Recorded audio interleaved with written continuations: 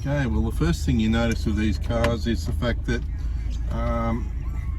the bench seat, the wonderful bench seat, and the fact that you've got no seat belts, and then you've got a push starter. So living in an age where motoring was completely different. Motoring was an adventure, and driving this is an adventure.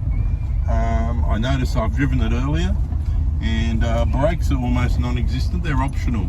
You hit your brakes, and the brakes have a debate about whether they're going to stop or not, or whether they want to stop straight. So motoring from a different age, but it's just beautiful. It's just a lovely, lovely machine, and something that's special to drive no matter what. And do I want one? Absolutely. So yeah, we'll it's from a different age, and exciting. 3 on the tree. Crash gearbox from second to first, so a little bit different to drive, and yeah, good fun, but not in a speedy way, in a relaxed sort of driving Miss Daisy is what I think of when I drive this. So driving Miss Daisy, and it really is royalty in the Holden world. Beautiful machine, very different.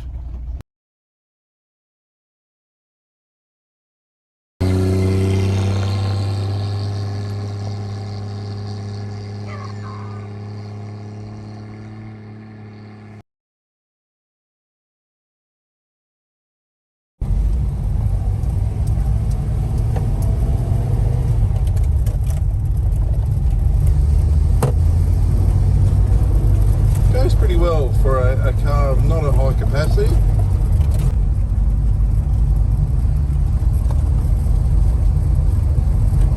You can tell that it's dated, but the seats are so comfortable. Vision is pretty good. Back vision sucks. Back vision is terrible. Rear vision, I should say. But it's just very comfortable. Feels weird without the seat belts. Being a black car, it's somewhat difficult to keep clean, but you get that, and that's part of the territory.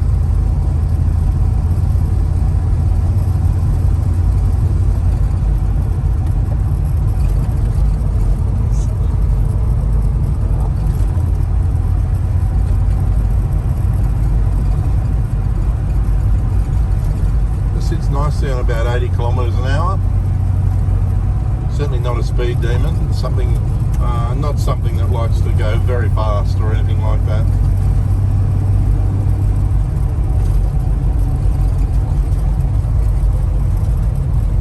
Unlike the car ahead of me, which is a Tirana V8, this one is quite happy to sit on about 80 kilometres an hour, and it feels like it's going reasonably quick at that speed. Of course, no air conditioning, no power steering. And a radio was optional, the NASCO extras, but of course this particular example doesn't have any of that. It does have a lot of NASCO extras fitted: the wheel spats, the mirrors, the louvers in the back. A lot of NASCO extras, which were highly sought after then and highly sought after now. But a really, really nice car to drive, really smooth. You put your foot down and it does go quite well, but of course I'm very reluctant to try it out too much because, as I've mentioned before, braking is not a strong point. It just sits on the road really nicely. Of course, these cars were renowned, these humpies as they became affectionately known, because they roll rather easy. They're very skinny tyres on it. Beautiful. It looks beautiful with the chrome and everything, but they had a tendency to roll if you tried to drive them at speed, and I've got no intentions of testing that theory out.